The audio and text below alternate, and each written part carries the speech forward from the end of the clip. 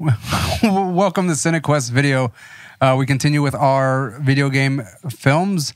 Today we're going to be talking about the 2005 movie Doom, starring The Rock. Not Dwayne Johnson. This was before he was Dwayne Johnson. It's before he had the right to call himself Dwayne, his real name. His real name, Johnson. Or a fake name, whichever you want to call it. It's more of a, to me, it was more of a deflated Rock, but I guess it's a matter of opinion. Yeah, because he was more like a pebble. Yeah. Like, I knew. I was like, wait for it. Where's the lame geology stretch marks joke? and cellulite? What stretch marks? Oh my God, that's Ray. How dare you? no, those are power lines. Thank you. That's right. Okay, so as always, we give. I was able to throw Karl Urban around like he's a rag doll, man. Like, and as always, we need to make sure that we introduce everyone because we always forget to do that, or at least I do. My name is Ray, and we're in Nowhere Man Studios, and with me, as always, to my left. Gotta work on my eyebrow action. God, that's sad. That's.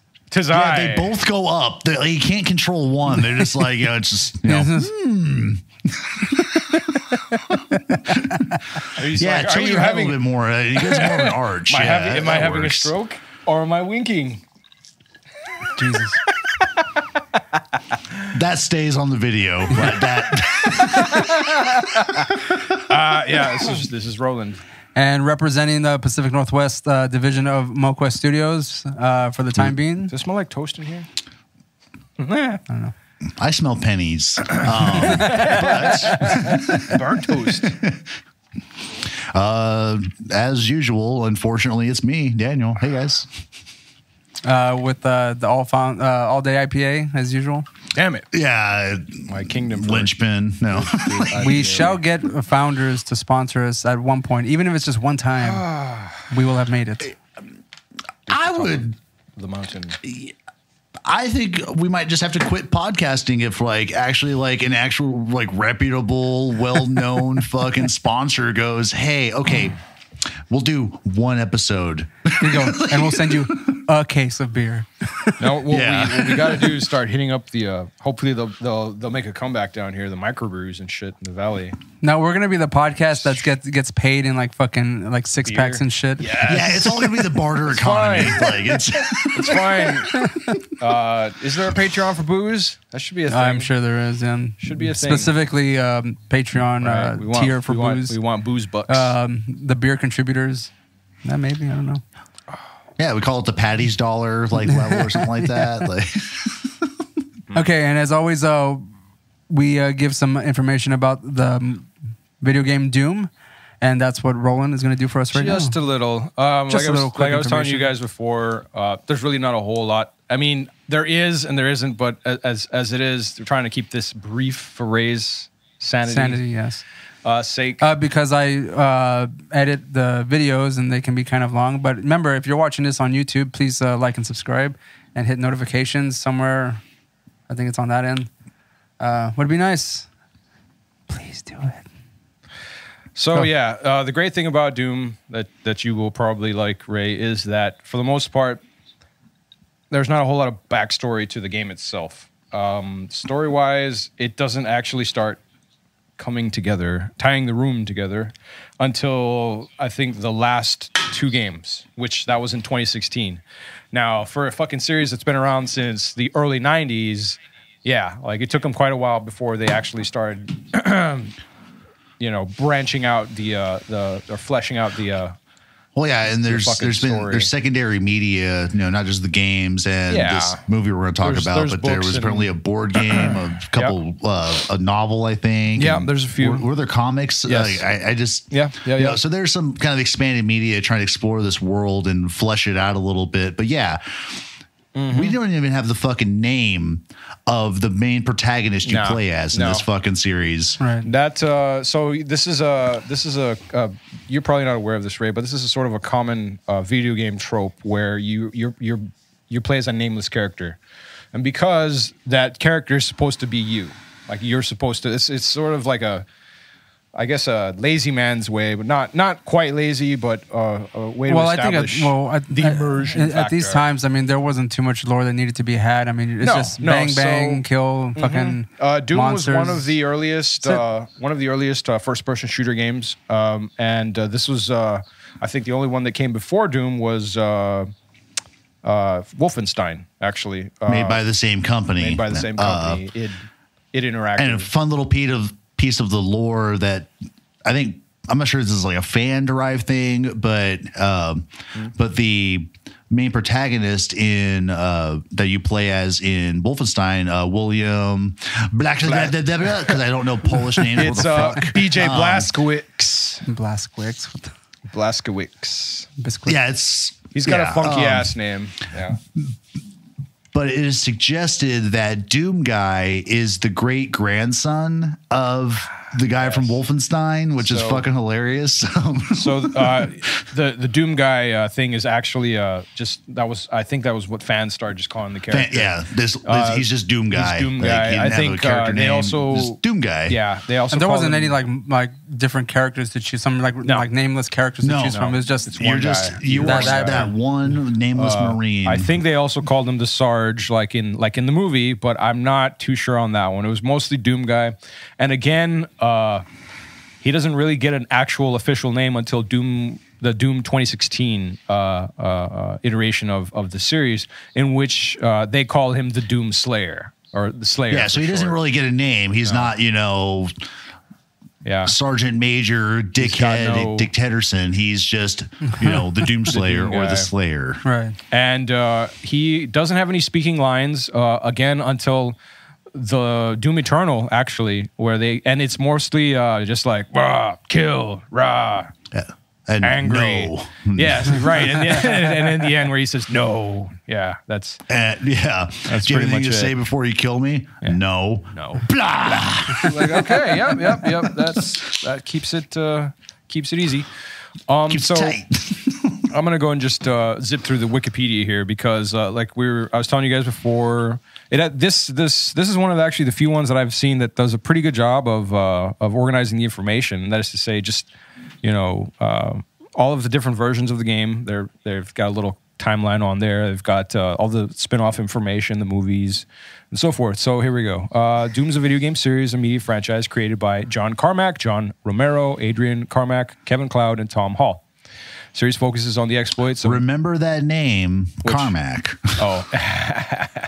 Series focuses on exploits of an unnamed space marine operating under the auspices of the Union Aerospace Corporation, the UAC, who fights hordes of demons and the undead. Doom's considered one of the pioneering first-person shooter games, introducing to IBM-compatible computers features such as 3D graphics, third dimension, spatiality. Oh my gosh. Maybe I should stop reading it. Networked multiplayer gameplay and support for player-created modifications with the Doom WAD format. I wasn't aware that it was, until watching this movie, that it was demons and like undead people. Right. I thought they were like just monster aliens. Right. So that's the point of departure. Kind of, sort of. It falls in some gray area, and I'll get into that in a bit here. Okay. You're not wrong though. At the same time, that's not everything. So since its debut in 1993, over 10 million copies of games in the Doom series have been sold. The series has spawned numerous sequels, novels, comic books, board games, and film adaptations, like this one we're about to review, which has a sequel, and we won't get into it because it's utter... I mean, this movie's... Does it? Oh, you weren't aware? It's called Doom Annihilation. I think it's on Netflix or Hulu. It's just like the Mortal Kombat. Oh my! It's bad. This is isn't there like a Resident right? Evil Annihilation too? The fuck? I think so. There is. What's the reasoning behind the connection? Anything that has annihilation in its name is shitty. It's a huge stinking. I don't recall. It came out in 2019. Yeah, it's not that old. Wow. Unbelievable. I'm intrigued. Okay, you shouldn't be. It's bad. So. I don't care. Even by our standards, it's bad. So, yeah, Doom was basically one of the first-person shooter games. It was one of the ones that popularized the genre. There have been, I don't know. Let's see here. Let me just go to the timeline. How many different Dooms? 1, 2, 3, 4, 5, 6, 12, 13, 14, 15, 16 different Doom 16 titles. Doom games. Yeah. That is to say, I'm Doom. kind of curious as the one I was playing at a time. You were probably playing the first one. Well, maybe not. Which system do you? I was using a PC. Then it might have been Doom or Doom 2. I don't know. What do you remember about it? Like how it looked? It looked like just like we're going through like a cave and some like. How long ago was this? High school. High school. He was 13. Yeah, I was 13, 1998. It was like, Like 99, you were 98, 99. I was in a classroom playing Doom while I was supposed to be working on my blueprints in AutoCAD for my drafting class, and I, you know, It was Well done. yeah, absolutely right. You know, some good use of my time there. You know, Yeah. so Productive. yeah, absolutely. Let's see. You were probably playing Final Doom, which was released in '96, and that was available on DOS, on PC, for the But I mean, the rest of them were too. So not all of them. I mean, but honestly, yeah. I don't remember. I just remember first person. Yeah. Blop. So blop, you know, blop. there's this one here, Doom 64. Obviously, it was not on the Right. on the PC. But all the ones after that, yeah, and before, I mean, for the most part, were available at some point on the PC. Oh, right. I was just going to go through the list really quick of the names. So we have Doom, Doom 2, which Hell on Earth, Master Levels for Doom 2, which was a mod pack. I think that was The ultimate Doom. right. The Ultimate Doom, Final Doom, Doom 64, Doom 3. Doom 3 Resurrection of Evil, which I believe that was the DLC for it. Doom RPG, which never touched that shit. That was a mobile game, Android, iOS. It was for the phone? Yeah.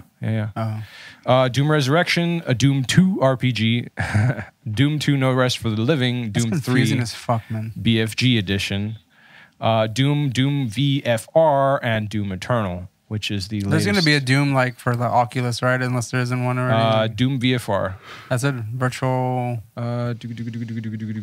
Virtual fucking reality, man. Let's see, was it? Let me see. I don't know. I think it was. Otherwise, why give it that stupid name? Anything like that's on Oculus or the HTC Vibe or whatever the hell, the virtual reality VR shit headset crap has VR in the name. Like it's like they're bringing back the 80s. Oh, Doom VFR totally is to virtual reality. Ooh. More than likely, Ray, you played Final Doom, which was a I mean, pretty cool game. I don't know. I have no idea. So the way the story works before Doom 2016, before Doom Eternal, the standard story was that you're an unnamed space marine. You're sent to Mars, and you realize that you're surrounded by like demons and zombies. What actually happens is that they open a portal to hell, and it just fucking all the demons come out, and they start like just bringing back. I'm not too sure how the undead work. If they give them demonic energy to bring them back to life, or if like they sort of go the route of the movie where you get a scratch and you become it's weird. You become the whatever the hell they become in the movie. It's hard to explain. They switch between looking like some crazy cool like angry, I don't know, like wheelchair hippo demon and or like a fanged shit demon or whatever that shoots. Like God, I fucking lost the question. Was there controversy because of the fact that they were supposed to be demons from hell? Yeah. I mean, the standard, because it was around the same time. Backlash. So it was around the same time of like all of the general, video games are bad, and this is it's influencing culture. I believe, I forget if it was the Columbine shooting. They blamed Doom for that. They didn't blame Doom for that. No, like but I directly, believe it was discussed how they played a shitload of stuff like Doom. Right, the killer whatever. He practiced. Shooters, He practiced playing games like Doom and stuff like, and so it was just more fuel for the bullshit fire that they were trying to light under everyone's ass at the time. with the whole violence. As opposed in to video just games. saying these two assholes are just pieces of Exactly. They're like, he's a victim of the media, of the video game industry. Video games and all that corrupting our metal children. music.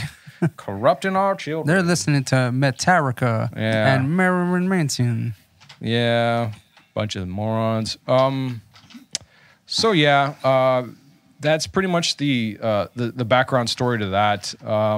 It's changed in Doom 2016 and Doom Eternal, where they start giving more information. You know, as in where so it just took them almost over 20 years. Over like 2 decades to figure out some I guess to spice up the to actual give it a narrative. Itself. Yeah. Well, the thing is, most things have a narrative now, and people want to hear the story or see the story. The reasoning is that it didn't really need it.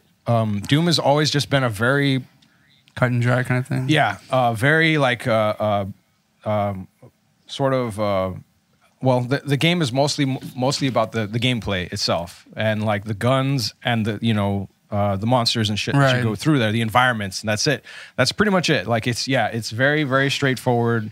It wasn't really, I guess it wasn't necessary for them to make a story for it. I think that I would argue that type of, kind of sans story approach is more immersive than some of these, AAA titles nowadays that try to bring you into a world as a character, yada, yada, yada. Like, because I've been having problems like with fucking Cyberpunk, where it doesn't feel as immersive. It really doesn't. Is that lack narrative as well? No. It is opposite. Chock full of it. It's not a great story, but it's a pretty cool story, and you get to hang out with basically a digital ghost Keanu Reeves, and that's pretty badass.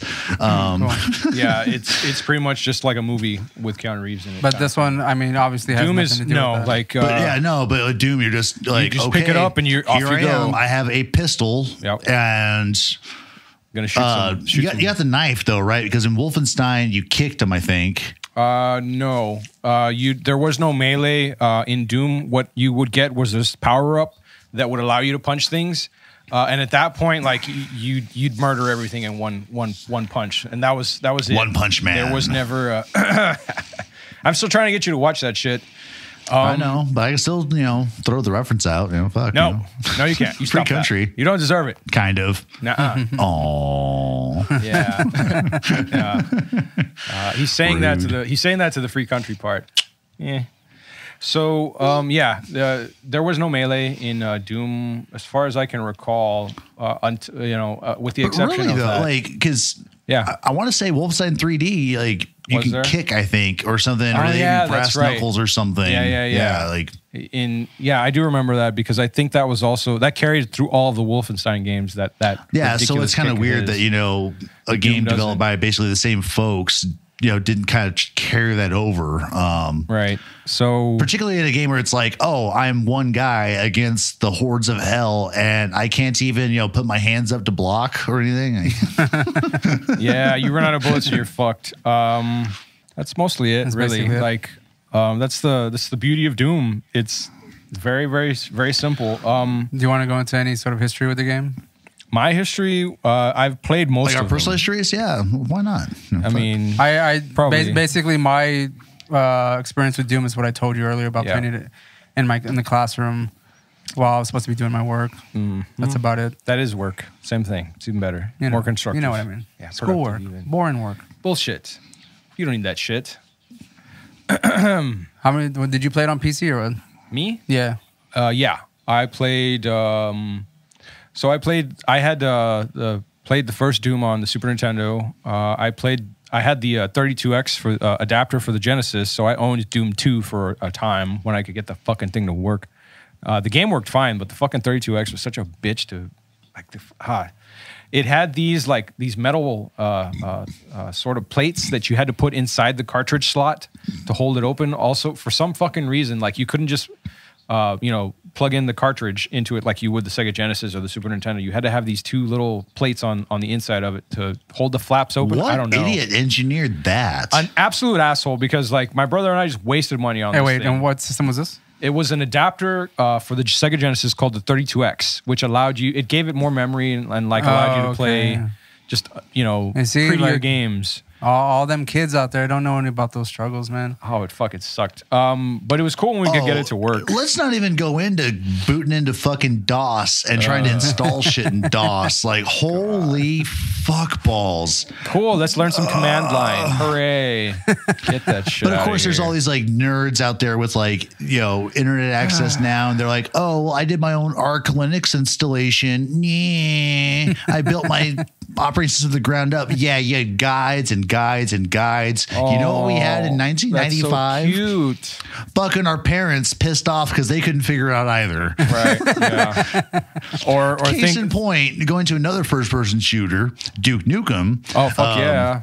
Which, goddamn, there could be a movie with that. That'd just be fun. But anyway, Duke goes to DC. Would not work on my computer. It would not even install. Like, it just error after error after error, and holy crap. Yeah. Ugh. So fucking annoying, right? Absolutely. Yeah, but you basically leave your main system of Windows to go to MS-DOS and then have to use like terminal commands to run the program. Yeah. Speaking of that, I believe the Doom that I played was on a copy on a floppy disk. So we had to like put it in, do the whole thing. I'm surprised that even had the capacity to hold whatever it was holding. Oh yeah, everything was like either a couple megabytes. That's about it. Yeah, I mean, 3.5 megabyte floppy is, right. So fuck, the first Doom games, the equivalent of a terabyte now or something. The first Doom games weren't 3D. In case anybody doesn't understand that, they were 2-dimensional sprites.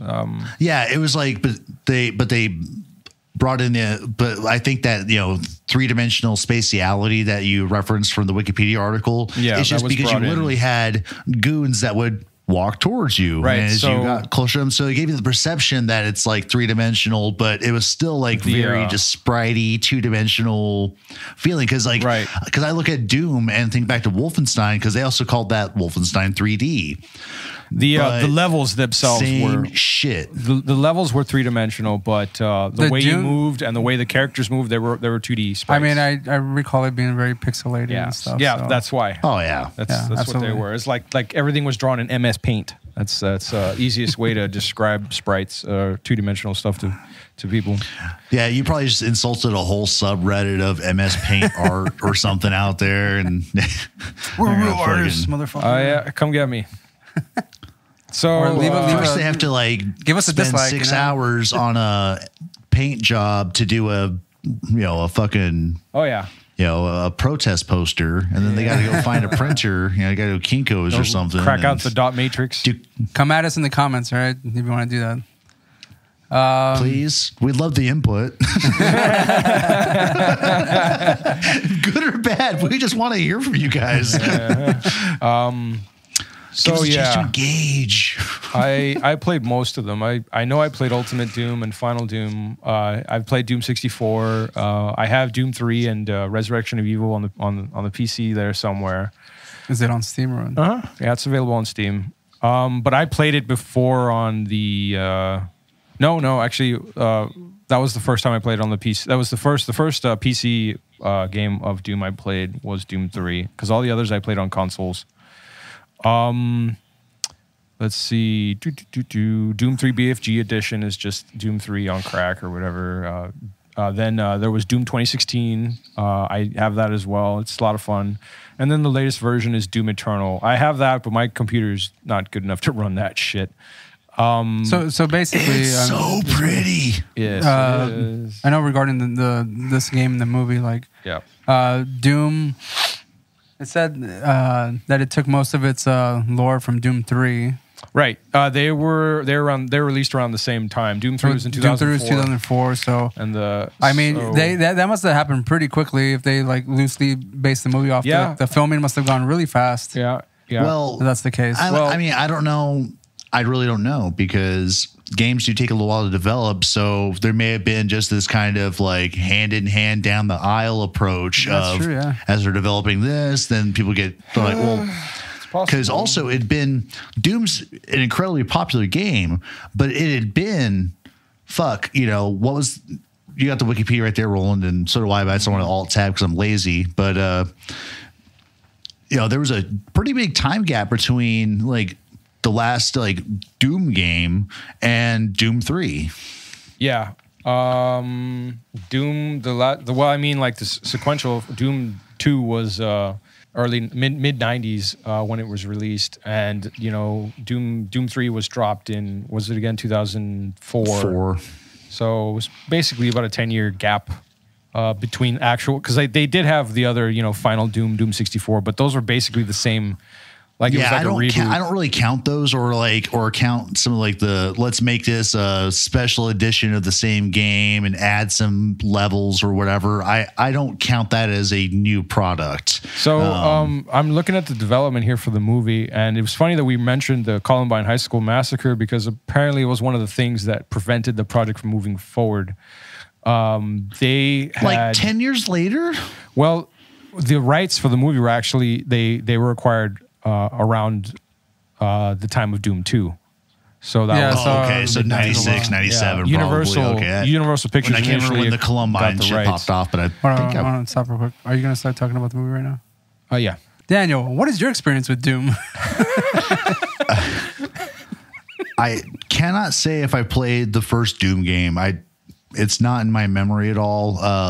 The one I spent the most time with was Doom 2 and lost quite a few hours with that, but it was kind of tough in the mid to late 90s to kind of focus on a shooter because there were a plethora of them, and I'm not going to spend time talking about them, but there were a lot of other fun first person shooters out there, and there were a bunch. Unreal Tournament, and so Quake. I kind of split my time. I just kind of fell into an obsessive hole for a little while. So I don't think I spent 300 hours playing Doom or whatever, but probably altogether all the FPSs out there, probably a fuckload of that time is about right. But Doom 2 played a crap load of that late 90s. Never fucked with Doom 3. Watched people play it and loved the idea of it, but just at the time I didn't have like an Xbox or whatever or a PC that could run it. So it was like, I missed it. Or I missed it rather. And as far as the last iterations, I just checked my Steam profile and I've got collectively about an hour and 4 minutes between Doom 2016 and Doom Eternal. Those are very different Doom games in the feel. Like the pacing is very different. Actually playing an FPS in a true 3D generated environment that's feels super dynamic. Like it was just a weird shakeup. So I think I got kind of intimidated by Doom. Like the later generations have just said, okay, I'm gonna step back a little bit. But these games are badass, actually. What I was going to do today, but I figured I was going to drink way too much doing it. But I was going to pull up Doom 2016 and just play it after I watched the movie this morning. But best to say somewhat coherent for the podcast. Yeah, I got to stay somewhat coherent. Yeah, because also I didn't remember until noon that we were going to do this. I was like, oh yeah, shame, Daniel. On to the movie. Where should we start? Well, just to reiterate that it came out in 2005. Yep. Just around the same time that Doom 3 came out as well. It came out in 2004, actually. Mm-hmm. So we're not exactly sure if they took parts of Doom 3 at the same time that they were filming, because I don't think that they were. No, they didn't. They didn't take parts, but they did take. It was loosely based. Yeah, they took inspiration from the look of Doom 3 for this movie. And again, it starts. It would not surprise me if it was this kind of multi-pointed effort to try to bring this series back into the forefront. Right. Because also during the early 2000s, a very important game that. The first one's super fun. Halo came out. Yeah. A lot of first-person shooter games and stuff. Well, Halo just broke huge around this time. Yeah, because it was one of the best console shooters. Right. There weren't a whole lot of them that were anywhere close to the speeds of the things that anybody that would play them on PC was used to. Like we were talking about earlier, Daniel, they had Unreal Tournament, Quake 3 Arena. Tribes. I have to mention Tribes on the podcast because Tribes is so fucking cool. Tribes 2. But you also have Half-Life. Half-Life is an amazing FPS with a fucking amazing story. It is so fucking that's a rich fucking world. Like, I want to fucking get a fucking Oculus so I can play Half-Life Alyx. Like, fuck yeah. Regarding the development of this movie, it actually started in 1994, 1995 because of the success of Doom 2. Right. And that is to say they were trying to get the rights. Success of Columbine. Good old Columbine. That's how they knew. Threw a bit of a wrench into the production plans, right? And regarding that, Daniel, it is stated that a number of factors prevented the project from moving forward, such as the Columbine High School massacre, which was a huge success. Yes. And had lack of producers and a poor script. Right. And the id Software team screened a presentation of Doom 3 to agents at creative artist agencies and to see if they were interested in the property. And one of them obtained the rights. Eventually. Yes. And then they went into production, failed to move it into production after 15 months.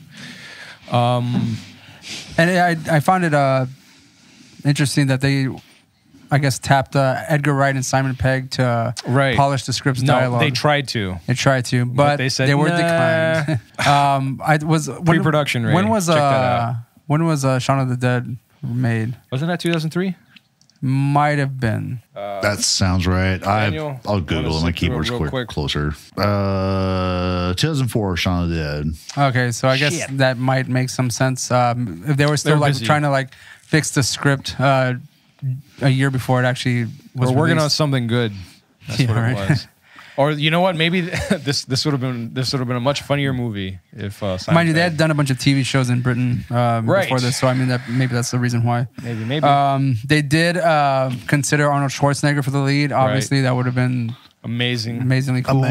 Fucking dope. Cool. Vin Diesel was offered the lead, but turned it down. Thank Christ. And then we have The Rock, Dwayne Johnson. Was offered the role of John Grimm, but turned it down in favor of Sarge. All right, it says the reason he did it was because for some reason I was drawn more to Sarge. I thought Sarge was, to me, more interesting and had a darker side. Okay, I don't know. The Rock had many years already on the WWF or WWE. I don't know what it was at this point, but I don't know how well I would trust his judgment on acting script. chops. I mean, he was bringing the star power to this movie. He was fucking throwing out that fucking eyebrow for a long time. Even in movies, didn't he do that in Scorpion King? He did, right? Yeah, he did. Right? Actually, he did that shit too. Yeah. In The Mummy 2, it was 3D. Mocap, whatever, as the Scorpion guy. Yeah. Okay, whatever. so maybe we'll get back to this real quick, but talk about development of this movie. And when I asked you guys when we were doing our watch party about, do you guys think if there was some influence from John Woo in the scenes? Yeah. And there absolutely had to have been because of the fucking director of this movie. What did he direct? Once again, another fucking Polish guy that I can't fucking pronounce his name for. I was just about to ask you, how do you say his name? Because I know I can't do it. But he was the director for Romeo Must Die, Speed, really? Dante's Peak. Oh, he's director of photography for Dante's Peak, director of photography for Devil's Advocate. Wow, Dante's Peak? Devil's Advocate? But as a director credits, he did Street Fighter, The Legend of Chun-Li. That piece of shit. Oh, no. But he also did Exit Wounds and Cradle to the Grave. Fuck yeah. Okay, I guess. All right. I wouldn't have seen it, Daniel, in this movie, but I'm glad somebody spotted something that. Yeah, it was literally just early on in the movie when I was watching it the first time today.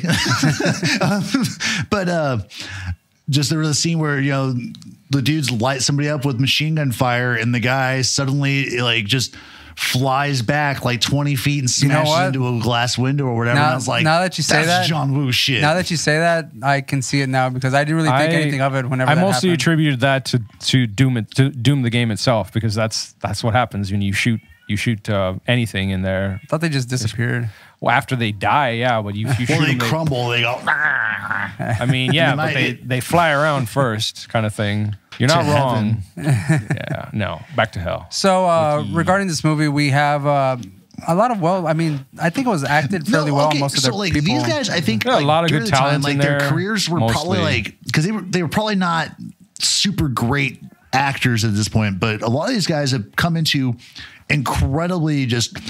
Karl Urban was always great. How dare you? Rosamund Pike. Dude, she was amazing in Shaun of the Dead. Yes. What else have we seen Rosamund Pike in? I think there's another movie that with her that we did for our show. I don't recall, but I'm pretty sure. I mean, I don't think there's ever been a time where I've seen her in a movie where she was in it and I thought that she was a bad actress, unless, I mean... This was not a good one. Yeah, well, I mean, this one was also bad, but I mean, like... I mean, before Doom, she was in Pride and Prejudice. Jeez, she went from that into this. You know, as I'm going, you know what? I might be lying entirely because I'm looking at her filmography and I don't really know shit. Oh, she was the bitch from Gone Girl. Never mind. I know. I hated her there too. I hated her in that fucking movie. Oh, she was in World's End. The World's End. She was good in that. World's End. That's the one. Sorry, I fucked up. Yeah, Gone Girl. Ooh, man. To the moon with you. Any of these movies. Johnny English Reborn. Oh, what? She was in The Libertine. That movie's fucking cool. Ugh. Karl Urban stars in The Boys now, and he's like fucking fantastic in that show. He's amazing.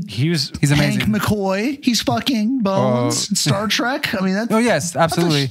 I'm just thinking of something like he was Judge Dredd. Yes, he was Judge Dredd. That's true. I haven't seen that, but I mean, Lord of the Rings. I hear it's good. So Karl Urban was Lord of the Rings. He was the Horse Master. I mean, now he's rocking that beard and looking sexy as ever. You know, there's a lot of stuff he's in. Ghost Ship. And then Lord of the Rings. Oh, yeah. Chronicles of Riddick. Chronicles of Riddick. Born Supremacy. Fuck you. I mean, it did, but I still liked it. I still like... He is uncredited as a stormtrooper in The Rise of Skywalker. Star Trek Into Darkness, I really wanted Daniel to defend the Chronicles of Riddick, but I couldn't entirely. Shut up. You did. You did. Yeah. You totally backed out like immediately. No, fuck Chronicles of Riddick, man. It's all about Pitch Black. Yeah. Yes, it is. Pitch Black is good. That matters in that entire Chronicles of fucking Riddick, man. series. Oh, actually, I'm going to lie. I'm lying because there was that animated movie that was supposed to bridge Chronicles and Pitch Black. That was fucking badass, and they did get like Vin Diesel and the other actors to voice the fucking parts. I forgot the name of that one. Yeah. He's in Thor Ragnarok. Badass. And he was Julius Caesar and Cupid in Hercules: The Legendary Journey. What? And he was also Julius Caesar and Cupid in Xena. Oh God, I'm not looking at his TV. I'm most recently familiar with him from the movie, the show The Boys. The Boys, which is fucking fantastic, and he does a really good job in there. I've been meaning to pop into that, but just nah. I know it's cool, but I've read the comics and I'm just like, okay, sure. You humble purist. I mean, it's just like any other graphic defend novel. Yourself, please. Just like any other graphic novel. Seen it, read it, pass it like a nice, easy.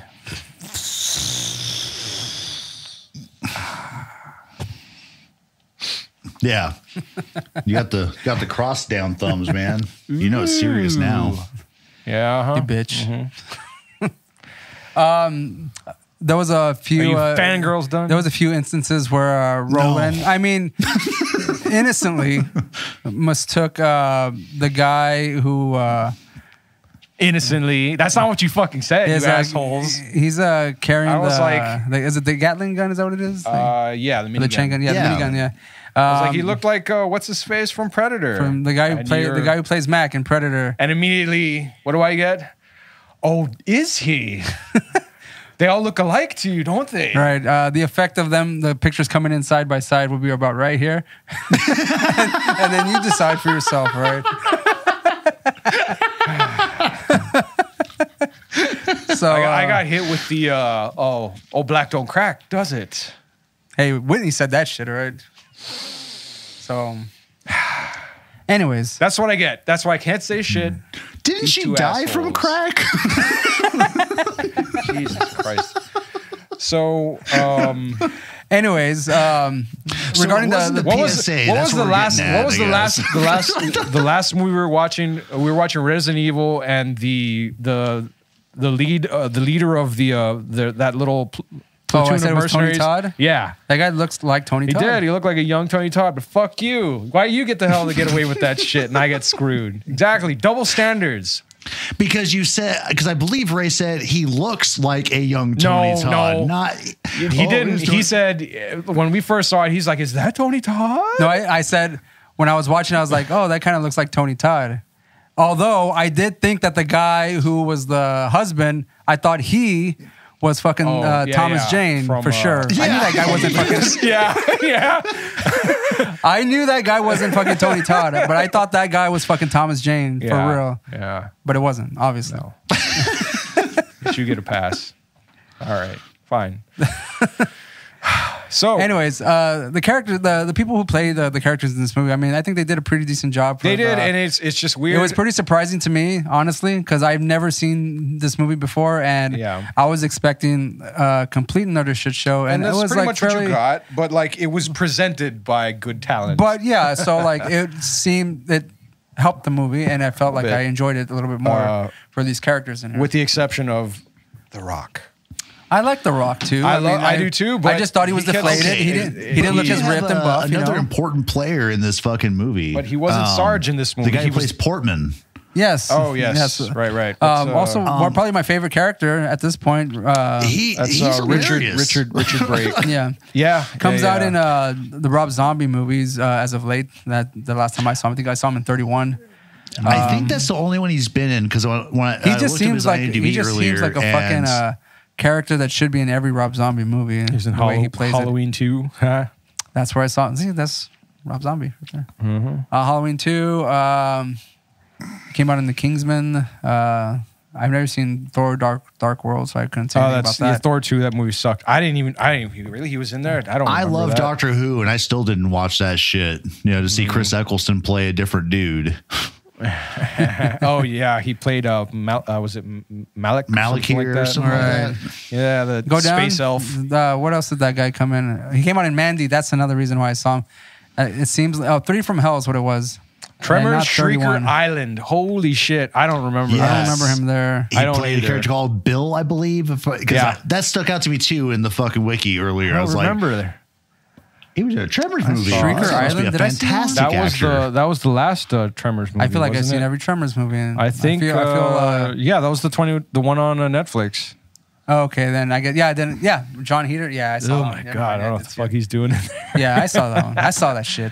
Yeah, it was absolute garbage. But yeah, that character he's funny as like he just delivers his lines creepily. He's himself, like but he seems like that's what he plays in like every fucking everything movie. He's not being a character; he's just like a variation of his own creepy little self, and it works. He's funny as fuck. Yeah, he really is. He cracks a shitload of jokes through this movie. What is it? When that scientist rips his ear off, you see everyone like and he's just there. Nice. Yeah, that was a good one. And then he talks to like the rookie who's referred to as the kid. But there's a scene where they're hanging out in the fucking, guarding, the airlock or whatever. And he's like, I asked Sarge to get me some pussy. And 2 days later, he brought me you. Yeah. Holy shit. What was his first lines in the movie? Oh, that he was going to go to the island and get like fuck a bunch of she-boys and stuff like that. Going to get some she-boys and a bottle of tequila. I'm going to get a bottle of tequila. Yeah, lock myself in the hotel room. And a couple she-boys. Yeah. And he was so amped about it. Yeah. I didn't think he was joking at all. But actually, I would say that like that character, as far like he was a piece of shit and degenerate, but probably one of the most believable actors in this fucking movie. Yeah. Again, like Sarge played as, and that's not saying much, guys. No, it's not. Sarge, The Rock was basically playing himself as Sarge. He was, he had because the eyebrow, you have The Rock, fucking Rosamund Pike, fuck Karl Urban, huge actors now. Not so great in this movie, believe it or not. I mean, not completely terrible, but not very good either. Right. So. I think I mentioned before with like The Rock delivering his lines. I mean, he kept doing that. You did say that he kind of forced like saying the word "fuck" a lot. Yeah, all the F-bombs in there, man. They felt so like he forced. really had to like where it felt like it, and he didn't actually. He emphasized those fucks I think a lot. He said shit in the line, but he wasn't screaming it for once. Yeah. And it was like the one, like, okay, that's actually kind of a heartfelt, because it was kind of like an oh shit moment, And I was like, okay, that's believable. Like, but every other time The Rock cusses in here, like, whose goddamn blood is that? Like, it's so fucking forced. And what Dwayne, the fuck is going on around here? You're a big scary man with a lot of money and resources. Do what I fucking say, soldier. Yeah, I will say that at this point I'm used to The Rock a bit more amped and pumped and veiny and stuff. Yeah, but the way he delivers his lines, he was so much more smoother and tattoo-less in this movie. It was kind of awkward to see. He had the tattoos, but they covered him. Yeah, with acrylic paint. They covered his tats. They de-rocked him. Wait. They did? Wait, no. I don't think he. But no, like I don't think he had all that shit already. Fucking Samoan or whatever. It's in there, dude. As his arm. I don't think he had that back at that time. I think he got. Is that there after some wrestling. trivia that says specifically that they painted over? Yeah. Hold on. Black body painted him over. Damn, fuck you, Hollywood. Yeah, but I think that tattoo came later in the Johnson's life. The Johnson. Yeah, the Johnson. Yeah. See what I did there? No. Serious research time. Still not fucking. And mind you guys, Roland's spending more time looking into The Rock's tattoo history right now than he did for the entire research for this movie. You got it, baby. I need that shit. Excluding view time of the film. Right there. Oh, effects. Yo, man, that shit was already up there. I was searching through the page to find it, you piece of shit. But it was already there. No, it wasn't. It looked down. Shut up. Look, it says acrylic paint was used to cover Johnson's tattoos. But which tattoos? Because I remember he had that fucking bull. Hey, okay. Arm, but then he had like now he has that like a half he had the tribal tat. You remember when I said that he looked deflated? Maybe it was because they were hiding his tattoos. And they gave him fucking what you all call power marks. So much makeup that he looks like a pussy. What the fuck? You all said he had power marks. Ray, I can't believe you said that. That was movie magic. That was makeup that wasn't like done properly because it looked like he had fucking stretch marks. Like who's the makeup people behind this thing, man? I mean, fire their fucking asses. They made you look like a pussy rock. They made him look like trash. And then they fucking gave him stretch marks. Like some real human being. Get the fuck out of here with that shit. He's supposed to be fake. All over. I want him to be juiced 24/7. Veiny. Like a fucking walking cock. There it is. There it is. There it is. All right. Since we've now gotten past that chapter of Ray's Dream Journal. Glad you could get that out. Hey, hey, some of us were also like pining over fucking Karl Urban too, all right? So let's be realistic here, right? There was some lot of man meat in this movie, all right? Sure, there were some hard nips too. And yes. And those were nice as well. But they were all from Dwayne The Rock Johnson.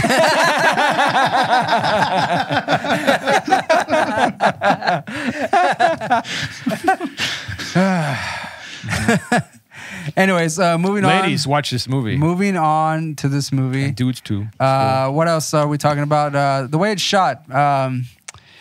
And I feel like it could have done better about the way it was shot. I mean, like, what was the budget on this movie? It was like 60 million or something. 70 million. So and they have a fun Cinekuest moment here. Made that back.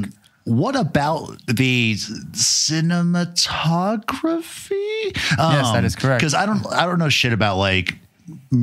Well, I mean, that camera angles. Just like, show me the story. Is it good? For instance, we talked about like Mortal Kombat and the way it was shot and like the sets and stuff like that. Yeah.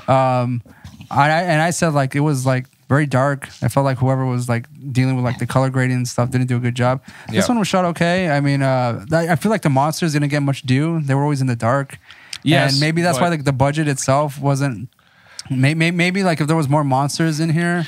Or demons and stuff. Well, circling back to Doom 3 and its possible influence on this movie. It's pretty much all in the dark. In Doom 3, we spent so much time talking off tape about this, but it actually would have been cool to bring up in the episode because it was felt more like a survival horror thing because you could only use like your flashlight. But you couldn't use your gun and your flashlight. Right. Oh, so it's really? like get a quick peek.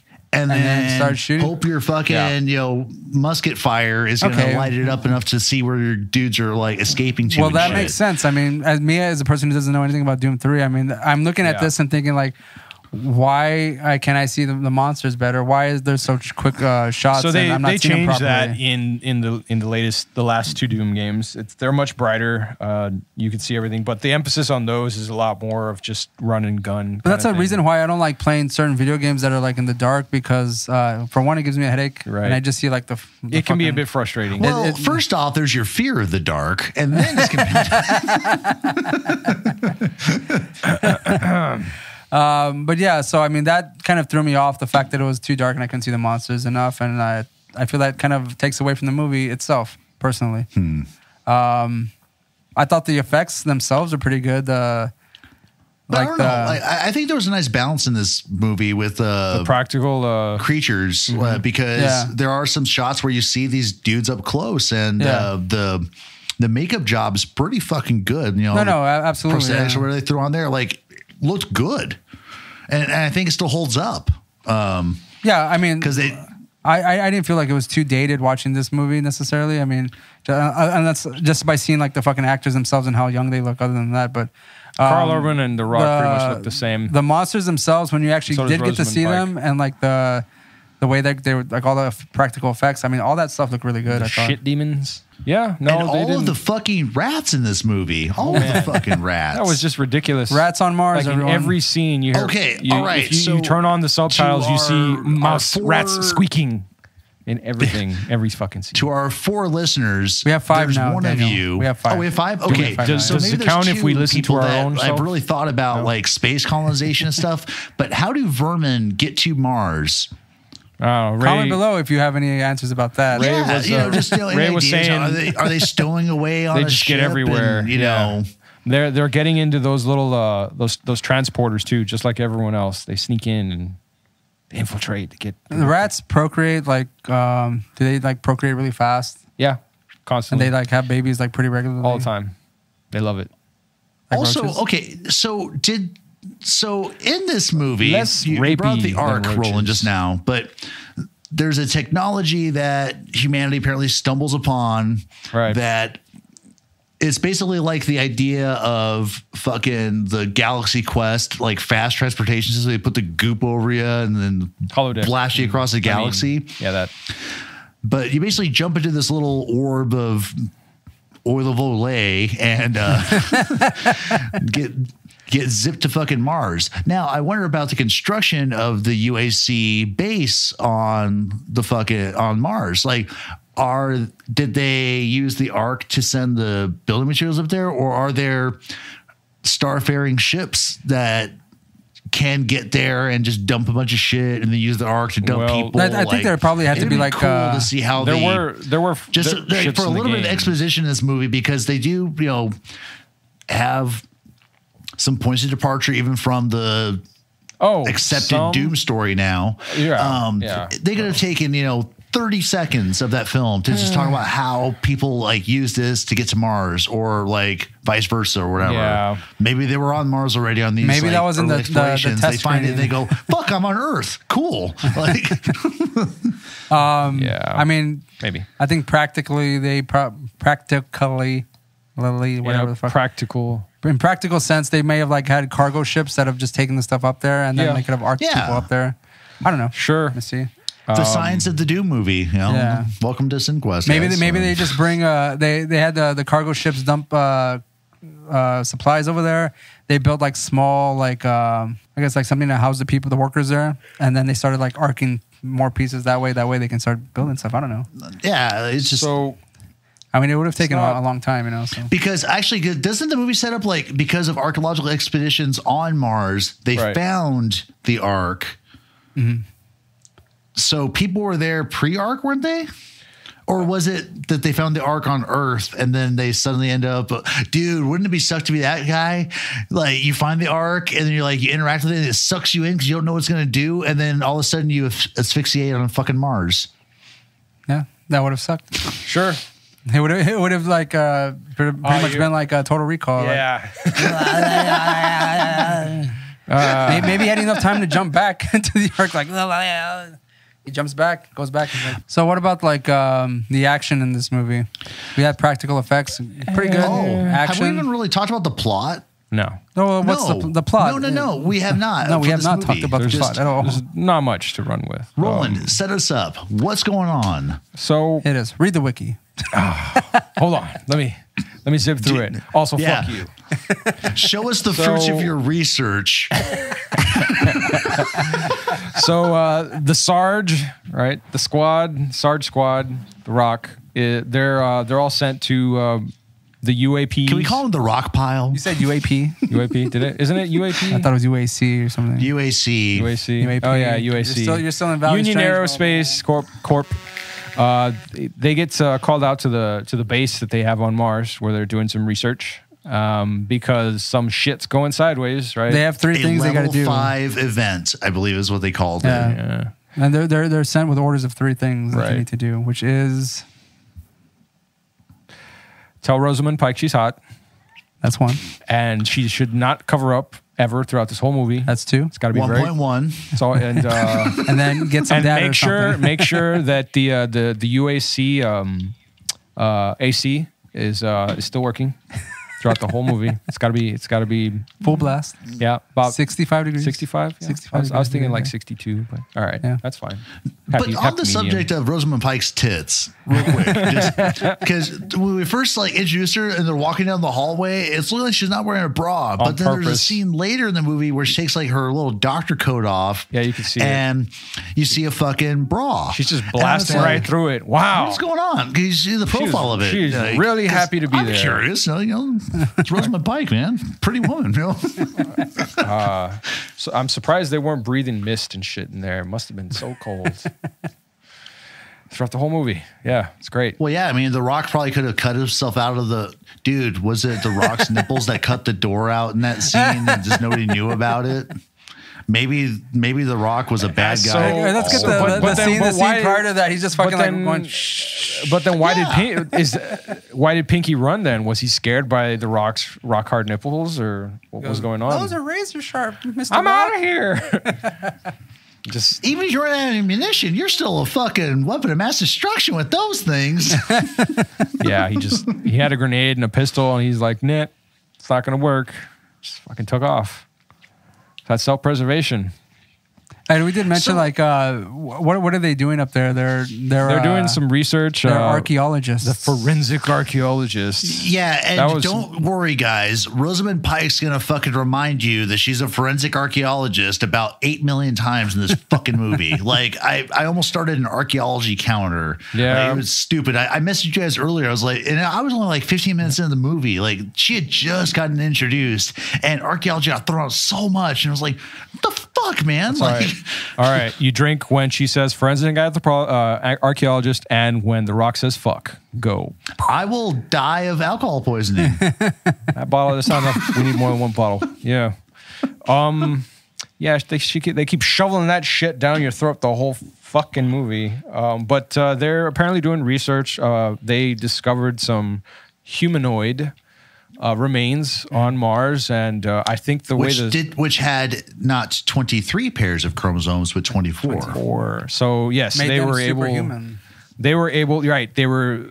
It was a culture that was immune to disease, immune to infirmity. They were long-lived. Which we don't know. We don't know that. They never tell us anything about that. It comes about 3/4 way through the movie where this is one of those Rosamund Pike's characters just speculating about how this infection works, and it's like, oh, there were superhumans, and then there were monsters. I bet they pulled it like the same way. Where did you get that idea? It's like that fucking that TV series Bones, where they just they take a look at a human skull and they're like, Caucasian, female, blonde, age 32. She was about 6'2". She really liked mushroom pizza for some outta reason. here. I don't know why. Are you but fucking the kidding bones me? Don't lie. Like, she had a bit of a limp. Like She was a fan of the show Friends for some right, reason. yeah, huge, but not the reboot.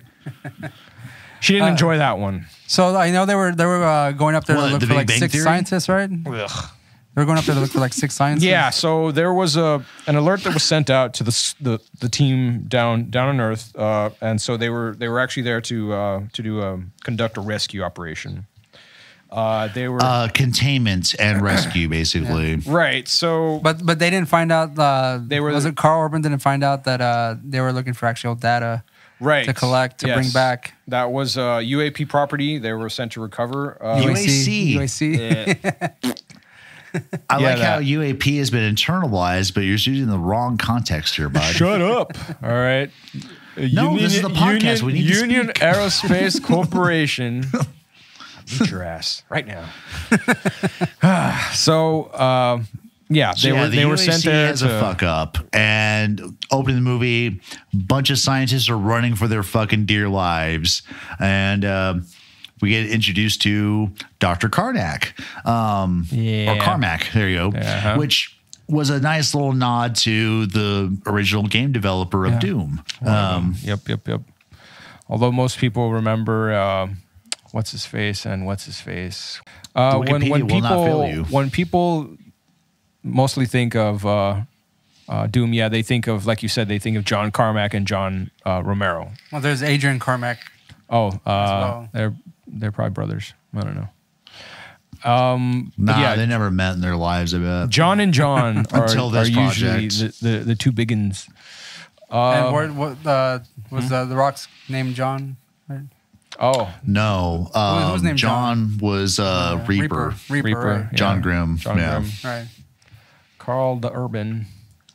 So, I don't remember this poster though. Yeah, I This don't is remember not. that either, That's yeah. not the movie poster that they used for this movie. It's they had another one that was basically the start of the first person shooter scene where you see the gun and then The only Doom one I logo, remember is like The Rock. Like, which I had that it's shit. It just was great. really I still shitty. have it somewhere actually. not a Yeah, good I remember poster. the Rock one. Yeah. So yeah, the UAC fucks up, and the response is to send in the rapid response team or whatever fuck. But Right. it's headed up, or at least this little detachment is headed up by The Rock. the People's Champion, also known as Sarge. And so basically, I mean, the movie starts off pretty quickly. I mean, there's not much. They start getting into it. They go through the arc. Yeah, they these to dudes get deployed. Yeah, they get like, deployed, right. and then pretty much everything just starts like immediately. They meet Pinkie, who that's a shout out to one of the creatures from Doom itself. It's what they call it. It's a little pink bastard monster called. Is that the one that Pinkie. is he like on a wheelchair as well? In Doom 3, yes. He's not on the wheelchair, but the front end of that fucking angry like hippo bear thing or whatever the hell. That's the way the Pinkie looks in the game. They changed that in 2016 and Doom Eternal to make it look more like the original designs of the character or the creature. But I thought that was a cool little. What was the guy's name? Something Pinkerton. Yeah. Forget. You can call me Pinky. Yeah. Yeah. It was Marcus Pinzarowski. You can call me Pinky. But that was a cool. Yeah, I mean, from this point on, they're just going through the facility and pretty much looking for Trying people, to figure out finding what the fuck is going on, Yeah, and finding- find these. they're find finding, like, six dead- scientists. pretty much find them all dead. Yep. Or transformed in some way or another. Right. So they're undead or dead. They're undead, sorry, or yeah. they've been transformed into. In the game they're called Hell Knights. That's their thing, and I think they're listed here as well on the cast. They actually use. Yeah, they do throw out the term Hell Knight for like cast members or Yeah, but yeah, for the not cast. cast members, but whatever. Yeah, no, you got for it. some of the goons. There. Right. So, unlike the game, though, this movie's got nothing to do with hell. You know, I don't know. It's They all threw it like in there. Space, biological. These people get mutated. And it's insinuated that these people that may have died in this catastrophe escaped to Earth and became modern humans. Is it? Yeah. I don't recall that. If sure. Why not? There's some like bullshit like it sounds like some Rosamund Pike's it sounds like the goofy enough. Early last half of the movie about that bullshit. Yeah, so they get there and everything's all shot to hell, and that's when we get alien zombies, basically. Right. Yeah. And shoot, bang, bang. That's pretty much what's happening from here on out. And you just sprinkle a little bit of Portman's crazy ass jokes and wonky ass goddamn scenes, like when he's hiding in the fucking shitter. Yeah. Calling for the cavalry. Yeah, trying to call for backup. And then he fucking looks, he hears a noise, it's the rats squeaking or whatever, but he looks down and like pokes his head under the stalls. Instead of walking out of the stall to look around. You have to remember, he is high. Oh, yeah, that's right. He's, I mean, that might have provoked him to go underneath the stall He's doors. paranoid. He's like, stall walls. What was that? Did you hear that? Yeah, right. He's in the middle of a situation. He's on Mars. There's no way they can detect me if I don't open this fucking door. Right. Yeah. He fucking drops his clip. Let's analyze the situation for a bit. All right. He's high. Number one. Right. Secondly, he's on Mars already, so he's already in a fucked up situation. He was taking a pretend shit. He's taking a pretend shit, and that's number two. He's calling for the cavalry. And I mean, he drops his fucking clip, and it just, I mean, bonehead move. And it's such a slow move too. And didn't wipe his ass, actually. Yeah, maybe. Was he taking a shit or was it a fake shit though? It was a fake shit. I thought it was a fake shit. I thought it was a fake shit too. Because he was just fucking with what's his face or whatever. Like, I gotta take a shit. Unless he did take a shit, and then he pulled up his pants and then started calling for reinforcements. He still didn't wipe, unless they had the 3 Shisho's over there or something. I mean, and we also have to make mention that those restrooms were fucking dirty. disgusting. Even though like everyone's dead, like those restrooms are dark and dingy. Yeah, I've seen better restrooms. Yeah, if I went to a bar, I'd be like, shit, I'm gonna get mugged taking a piss. Yeah, I'll just piss my pants and go home just like that. And I guess, like I said, we have to remember that he is high through all this. So I mean, like going under the stall walls probably wasn't the best move for him. But I mean, again, what do you expect? He's what do you high, expect? So maybe you have to kind of give him that baked logic. It was pretty funny. You know what? If this plot had been polished, rewritten by Simon Pegg, there totally would have been a shit scene like what we were talking about when we were watching this movie. He would have fucking looked down and like looked to the right, seen nothing, looked to the left, and then seen two little demon feet. Two little demon feet. You'd look over, you'd see the feet, and then you'd see their trousers like drop a little, and then the feet would slowly lift. And we have to make sure we hear that little squeaky fart. Yeah. Yeah, as the feet are lifting, it's like a crescendo. It's like, oh shit, too much pressure. And then he just we got into toilet humor. Sits back up again. What are we, 9? Oh yeah, absolutely. Talk about caca. Yeah. No, I'm not sure if I'm 7 or 9 most days. That's all I'm asking. Hey, I still say the word caca is pretty funny. So you get to hear some demon doody, dookie, doo-doo. It's all funny stuff. I mean, don't grow up, and the word caca will be funny forever. So, I mean... Never stops being funny. Talking about farts, poo. Anyway, it's back to the movie. This is about the movie. Yeah, back to the bathroom. Back to the bathroom scene. And then he dies. Yeah, he dies in a very fun way. Like, pretty much grabs him and swings him around, slamming him against the walls and stuff. Overhead grabs him by the fucking nugget and then just starts bashing him around the fucking stalls. It's fucking awesome, man. And then it's probably one of the cooler kills in the movie. Flips him upside down and then starts swinging him from his legs and the same thing. And then, The Rock shows up after he...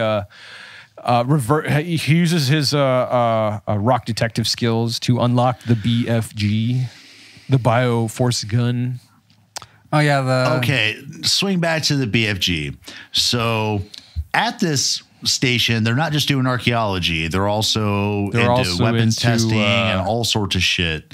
And hi-fi Nerf guns. Early on in the movie, the Rock is tooling through a little weapons cache and goes, oh, big force gun. What is this? Yeah. And fuck that name. It's Bioforce. the big fucking gun. That's right. That is the what BFG has been 9000. around all throughout every fucking Doom game, and it is the big fucking gun. And now, just real quick, the big fucking gun in the actual game.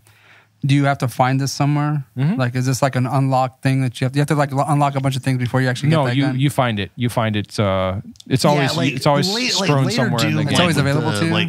Yeah, but what is that you have fucking to find sword it. he gets? You have to do a bunch of shit to get it or whatever. Yeah, but yeah. everything else in Doom is just like you had a certain progression, and then You all of a find sudden on the them. ground, there's a fucking badass fucking piece or whatever. Fucking and you rocket go, what's this launcher gun? Kaboobwa! Holy shit, this is amazing. Yeah, BFG is one of those ultra badass. Now, weapons. this gun can only be fired like at a certain time, like every so often, or yeah, like it has like a it's certain... very limited ammo. Always like it's usually like 3 or 4 shots. Yeah, kind low of thing. ammo, longer reload times, but Yeah. you're But able mega- to basically clear half a room Right, with right, a for shot. sure. You know? Mega destruction for sure. Yep. So it's that balance for gameplay or whatever. Because it'd be a little silly if you just run around like a fucking automatic, BFG just I'm sure there's a Man, mod. you I'm just, sure there are like, mods for it. But waste yeah, half of Nevada in So- 20 minutes. it's a panic button. Oh shit! Moment gun. When you're just like, all right, I'm out of ammo. I'm about to get fucked. All right, whoop. Let me whip this shit out and clear the room. Let's Maybe clear some mobs. Maybe you'll survive. How do you think it was represented in the movie? That was ish. Well, fairly well-ish. like the gun looked kind of stupid, but I think the effects and then the idea of like how destructive this thing is. That's it's pretty were close to on how point. it's pretty close to how the gun looks in Doom 3. And like the amount of destruction it would cause? Yeah. It just But mind you, it's not like video games aren't cool yet where you have like destructible environments and stuff. So Right. No, like, it's, you'll sit there and annihilate half a legion, but still like The there's walls, not are, even a the, wall- Yeah. the walls are still walls intact, or- right? yeah. So there are only very specific games that have destructible Well, yeah, I environments mean, like that. I would imagine later And- on, you like as graphics got better, you can actually see that kind of destruction. Yeah, your sort actual of. environment. It sort of like stains the but it's wall. still very hit or miss. Yeah, for sure. They mostly miss. Like They- like the some like realism of, burnt marks on the wall, Yeah. maybe on the floor. There are very so many like games this that- grenade should take out this pillar, but now there's Yeah. just like a black like char stain on it. Yeah. Okay, part gotcha. smear. Oh, Yeah, that's a low bearing pillar, man. Then they're gonna have to like bring down the whole fucking thing. Like, there Well, are very maybe many that's games your that strategy. do that kind of shit. Take y'all with me. Fuck it. I'll restart this level. I don't give a fuck. It takes too video much game. fucking processing power for them to make that kind of shit. So more often than not, they don't do it. There are very few games, which I won't go into, Ray, because that's very good. you're a bitch. Yeah, he doesn't want to talk back. about his last 5 Steam purchases again. Hold so. back, right? Hold back. Five? Hold back. On the No, low just the ends. last 5. You mean 15? What? Yes. Hold back. Fine. Okay, but like, what else did we talk about this movie?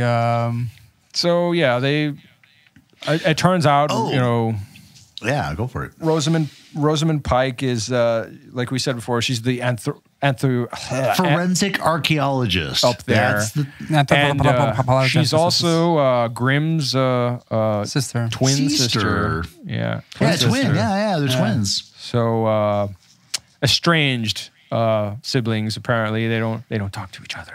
They send each other their birthday parents cards or died something pretty like much that. doing what she's doing right Right. now. There's a quick flashback, like audio clip that's playing as Reapers that Yeah, as come Karl Urban's going through his PTSD or right. whatever. Yeah. You just hear that la la la la la. Yeah. Kids. John, don't run so far Right. away. Wait, come back! What's that? You know. Oh my God! Why? Dad, I hate you, sister. And they never talk to each other again until now. 10 years until later. now. Yeah. Yeah. Or 10 years later. I think he's a little It older was 10 than that. years. No, it was, Was 10 it? years. So, like, he said it's For the transition or from maybe he him as a hasn't child. talked to his sister in 10 years or whatever, but yeah. Something like that. But anyways. let's I guess go through like Or one maybe of the, Karl Urban's So- a very, very mature looking 18-year-old. The flashback refers to his parents being researchers at that station. And Karl Urban's character leaves and goes and joins the military whilst Rosamund Pike, it's Jesse Superman or something. Like, damn, you guys were on the sky real quick. She is that one of those little flies? She goes into forensic archaeology and goes back to the center to study Lucy. So she's Bones in space. Bones. You know? Yeah, hotter Bones in space, and about as much acting talent at this point. And that's when they discover or rather, unbeknownst to her, they start conducting experiments and injecting I guess they basically pull a Jurassic Park and they're able to get the DNA from these remains and they reverse pull that engineer 24th chromosome and find some frogs. What's fucking great though is that later in the movie when they kind of like all this spills out, you know, Rosamund's character's like, we were never supposed to test it on humans. Right. Like, and it was like, you knew about this. So you've been lying. You're like, a liar. I'm telling you the truth. Yeah, she's full of shit. Fine, you know? Right. Like, I don't know what's going you on. Left off this Oh my God, they did it anyway. Shit you apparently know about. Fuck you, man. Liar. If you weren't this hot, The Rock would have killed you already. Nah, that other guy would have stopped it. He was like totally into it, remember? Oh, yeah, right. yeah. What's his face? Who couldn't stop hitting on her? And what was his code name? Because Destroyer was his brother, and he was... Well, he was his brother from another mother. They weren't actually related. Well, yeah, they grew up together, Duke? yeah. Yeah, it's Duke. He was Duke, yeah. Duke, yeah. Gregory Schofield. Duke was trying to hit on her. I mean, he would have stopped The Rock in some way or another. But you know what? You can't go against The Rock because we find out later in the movie that there's a kind of a turn that happens when the guy that's called the Kid, codenamed the Kid, doesn't want to carry out an order that The Rock is telling him, which is basically to kill all these innocent people. Right, because they kill 20 odd, civilians that are fine. They I was almost certain he was going to give the eyebrow when he was like, I told you to clear the area. And I thought he was going to start doing that. I was like, wait for it. It didn't happen. Hold. Release. Again, since I hadn't seen this movie, it was kind of a bit of a shock to me that he got turned the corner to be like the bad guy. To be the heel? And like he is in wrestling? That's... He shot the fucking guy. Damn, I love that term from wrestling too, the heel. Like, it's just... I tend to forget that The Rock kind of like jump good, bad kind of guy. He's done that several times. Yeah.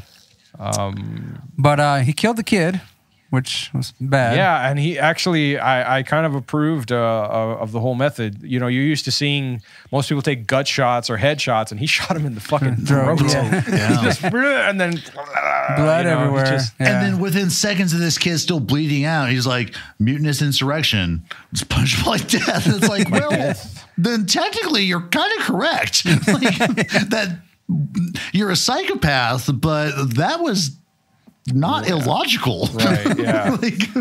I guess in these dire situations, like those are the kind of decisions the leader has to make, you know? Didn't they do that in Starship Troopers, the movie?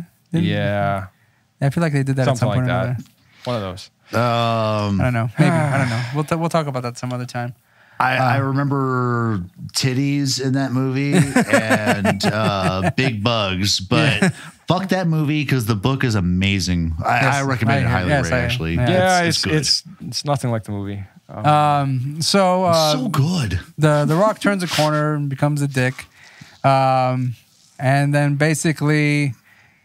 What else happened? No, like, do the monsters show up at this point? So the infected spread, and what happens is the longer the zombies, the corpses have to be exposed to that, I guess, the virus infection, the further mutated they become, and that's when you have the Hell Knights overrunning everything. Okay.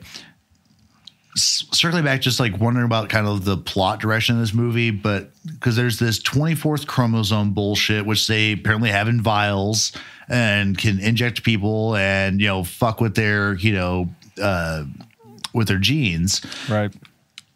But then you also have this weird transmission by these demonic or alien zombie forces where they, basically rip your neck open, dump in a slug jumps out, and you're now theirs. Yeah. Right. Yep. So there's 2 transmission methods, but like, I don't understand this movie. Well, there was a point where like Pike's character is like testing him out, and apparently like they choose who they're gonna infect, and it just depends on like how they react to it, I guess, because like she throws in like I forgot whose blood. Oh, and it it was reacts. Destroyer's blood. Then she puts the Duke's next to it and it doesn't react at all. Yeah. So you know, so I mean, I think that's where Dukes, she said someone that else. It was Max. spinal fluid or brain fluid. Yeah, it was something. Yeah, from one of like the Marines who wasn't a dickhead, and I think it was one of the scientists. I think it was Dr. Carmack's brain that they juiced out onto that. Yeah, little, we find out that these things like only choose who they want to infect, and so that was and evidently strange. they look for. At least according to the nerds, really random, all the scientists, nerdy exposition from Pike's character is that they seek out like people with psychopathy going on in their system and shit, you know, and like foreshadowing. No, and I think it's well demonstrated with like you see this progression of The Rock's character in this movie, Sarge. You know, it kind of goes from this, you know, buddy looking out for my guys to okay, the ends justify the means to I'm a complete fucking homicidal maniac. Yeah. But you can see kind of under the logic of this movie, like why, you know, the alien zombie forces would recruit his ass. Yeah. Sure. Particularly after he just, you know, fucking, you know, just iced one of his own for being like, yo, this is not the right thing to do, you know?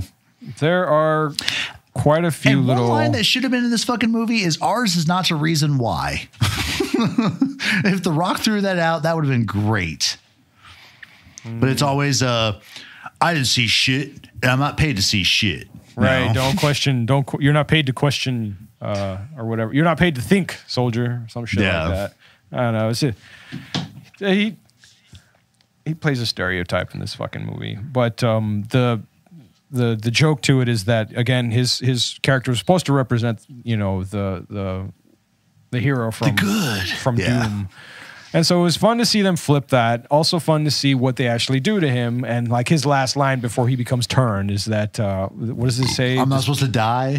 This isn't supposed to happen or whatever. Because he's like he literally like is getting pulled into the nano wall. And he's like, I'm not supposed to die. Yeah. Yeah. Which I remember, did any of you guys, you haven't seen this movie until now. Did you see this in theaters, Daniel? I did. You did? Yeah, me too. And I laughed my ass off when I saw that part because I knew the... You know, that one line kind of makes me think that kind of influences The Rock's choices because, I mean, I think he like understands that he can joke about that fact or like he is the star of the movie, sort of. So like he's saying, I'm not supposed to die. So like, and I say this goes on with every other movie that he's come out in. And I say that with like fucking, what was it? The other guys. When he's with fucking Samuel L. Jackson. Oh, and they right. Like, jump off you thinking what I'm thinking? Fucking Aim for the bushes? that movie. Yeah. They die immediately.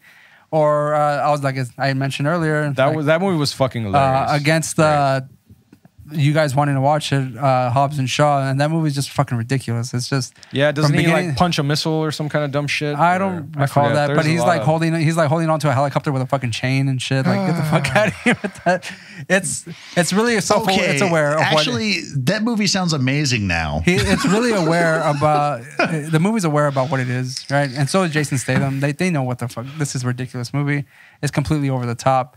It's a brain dead action movie, and it was fun. And that's what I do like about The Rock and his choices in fucking his acting. Like, he doesn't take himself too seriously either when he's doing his acting.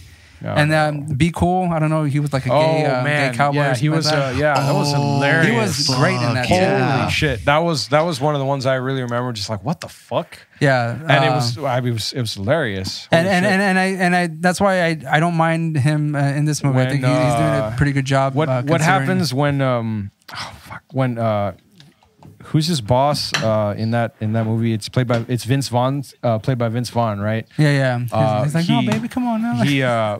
But like he crosses the line with The Rock a few times, and when he finally, because he keeps, what does he keep calling him? He keeps calling him the F slur, right? Yeah, I think. And The Rock is always like, fuck you up, man. And until he finally like has enough and like he gets out of the car and like chases after him. And what does he say? What's so wrong with fucker?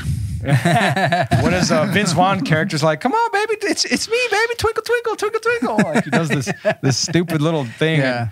After The Rock's coming at him with a baseball bat, you know, it's fucking hilarious. Yeah, and I am also reminded that he did that fucking Tooth Fairy movie where he was like the hockey player who became the Tooth Fairy or some bullshit. Like, you know, I can appreciate The Rock for his choices, and I mean, like, I think like even in that moment he was making fun. He of ends himself, up with a lot of range. Yeah. Later down his career. But yeah, so I mean, it was kind of a shock to me to see him like turn that character at the very end, and that he even comes back for one final hand-to-hand combat with fucking I keep forgetting the guy's fucking Karl Urban. Karl Urban. Grim. But yeah, Grim. I enjoyed that last fight too. It was fun. It was entertaining. It was ridiculous, man. Yeah. Yeah. But I love how actually that tracks. Because in the movie, they kind of talk about like when they unveil the footage of the experiments of chromosome 24 being done on human subjects. They had some bullshit in there, like, you know, for within X amount of time, you know, you'll start seeing mutations or whatever. Oh, yeah.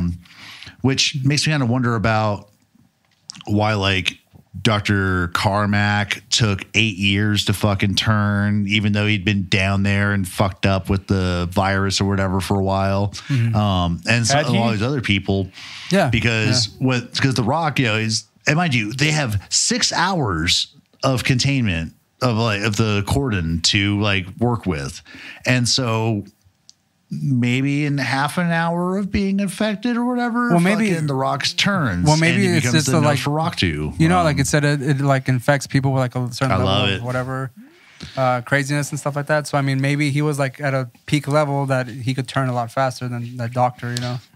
But did see but probably one of the more metal fucking things in the fucking movie was literally involving metal, where fucking The Rock took that fucking bar of iron like a steel and cable wrapped it around his fucking forearm and fist and made a fucking hell of a fucking boxing glove. He turned him into metal knuckles, and I loved when he hit he turned fucking into Jax. I love when he punches Karl Urban because you hear a bing. It's like like there was a few parts of this movie again that were just fucking silly.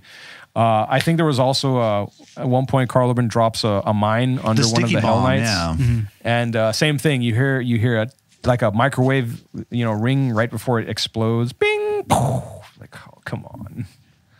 It was it's pretty funny. I was trying to think of like all of the references to the game that were in this, aside from the, you know, the monsters and and the scene Sarge. where like it goes into first person mode, Right, and starts like shooting So everyone. that was, which I liked it. I think a lot of people thought it was stupid as hell, but Personally, the only thing that was different was that if he'd have been more just, let me just run in the room and just spray bullets, that'd have been more like a Doom player than let me be kind of tactical about this. Yeah. Blah, blah. You know, run away, reload real quick, you know, so I don't fuck up. I mean, that was obviously just fan service to do that shit, but I personally didn't care about that part at all. Like, So- I mean, it's cool to see like him like shoot everyone and stuff like that, but I think just the point of view, just since I'm much a fan of that in games in general, like. Did you get dizzy? A little bit. Oh wow! I got a little bit of a headache. Oh, wow. and I take that little rib back. Then my bad. And then, well, I mean, I get that even watching like those found footage movies and stuff like that. Yeah. Oh, Like I word. can only have that like for a certain GoPro amount of time, movies. or even like those 3D movies. Like until recently, I couldn't really watch those because like I would start getting headaches just watching those old 3D movies. Oh yeah. Well, I can imagine because you'd have to wear the 3D glasses over your glasses or without. Well, no, them. not even when I was wearing contacts and stuff, and like it just didn't like work for me. Like I don't know, like I would always end up with a headache. That's Those why fucking movies suck. I refused to go watch a 3D movie. Such a in stupid general. fad. Both times, it was popular garbage. So regarding the budget of this movie, we said it was like 60, 70 million, Yeah, and it only made 58 million. Yeah. So a huge flop, didn't even make its money back. Five of my quasi hard-earned dollars went towards that effort. What theater did you go see it at, Daniel? It was at the Tinseltown in Beaumont, Texas, actually. Oh, really? I was Wow. first year college and went with, I know this guy named James was there, and did Chet go with us? But we went to these are like the whitest names you've heard, but we fucking went to fucking Cheddar's and then went to go watch Doom. Oh, right. Cool. Yeah, I never saw this movie in theaters. I'm pretty sure I would have, but I just didn't. Yeah, so this movie was a total flop. Did you see this in theaters, Roland? Yeah, I did. Remember where you saw it at? Over there in Edinburgh. Actually, I saw it at the MC. Was it the Carmike? Was the Carmike at the time? Yeah. Yeah. Yep. So, do you all have any like final thoughts regarding this movie? Like, I like it. I thought it was a fun movie. You can't. It's about what I expect playing the first few Doom games. Just something you can put on for background noise. And that's about it. I mean, Daniel. I am a lot less upset about seeing it in 2005 when it dropped that I've now watched it in 2021. Like, just there was a lot more in the fucking movie than I remembered. Right. You know, just they actually attempted to have like some like, you know, B and C plot lines and shit running through it, you know, and that was kind of cool actually for a video game movie, you know, but it wasn't good. I mean, it sort of followed in the same vein. No, but I'm still entertained. I mean, fuck. I mean, as far as the decision to play a video game I've been obsessed with for the last like 2 weeks, or watch the movie again that I just finished like an hour before we started it up again. I was like, yeah, fuck, I'll watch it again. Yeah, let's do it now. as far as I guess Hollywood and pop culture is concerned, this movie fell into the same sort of problems as any of the previous movies we've covered. That is to say, the video game movies that were in this series. Yeah, right. They're garbage, kind of thing. It follows the shit trend or whatever. I like this movie. I might watch the sequel again just to remind myself how shit it was. Maybe because during this episode I looked up some stills from it and it looks so bad. I can't wait to watch it. So it gets interesting towards the end, but it's like a jump the shark moment. They're like, "What the fuck is this doing? It like now you're throwing this in there?" And if you watch it, you'll see what I mean. I'm down. Roland, so what do you give this movie? What rating do you give it? 1 out of 5 as usual. Oh, we're there. All right. I give this a fucking 1. Okay. I mean, I enjoyed it, but it's not because I think it's a good movie. I'm a fan of this. A fan of the series. The actors are cool. The setting isn't the worst either. The humor is decent. Yeah, that's about it. Give it a fucking 1. I will go and say that I'm going to give it a 2.5. And I know it's pretty high because I don't think it's necessarily a good movie, but again, this is the first time I've seen it, so it's entertaining. I like a lot of the gore in the movie. 2.5 like, BFGs. Violence, it's all good. Yeah. I do enjoy the characters like Porter and Goat. And even like all the characters. I enjoy all of them. I mean, they're not the greatest actors and stuff, but I mean, you can. Mac had like 1 or 2 lines in there. Like The Rock giving his lines, you can tell like he's new at acting. Like, you can tell, and it's somewhat entertaining. So I'm gonna give it a 2.5. I did enjoy it. I wouldn't mind watching it again, even if it was just on the background. And I'm pretty sure I've given movies like even worse than this that I've seen, but. I wasn't mad that I seen it. Saw the movie, so I'd probably watch it again.